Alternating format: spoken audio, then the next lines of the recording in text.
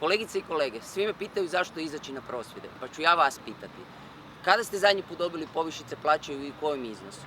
Jeste li zadovoljni svojom plaćom i mislite da ona vrijedi isto kao i prošle godine u ovo vrijeme? Sjećate li se što su vam obećali i govorili kad su vam ukidali 13. plaću?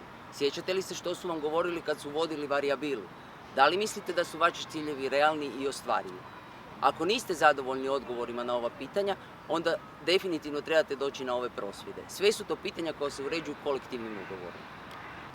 Dragi kolege, ovo je poseban dan za sve nas. Prvi puta u 24 godine izlazimo i tražimo bolje uvjete rada, kolektivni ugovor i primjerenije plaće.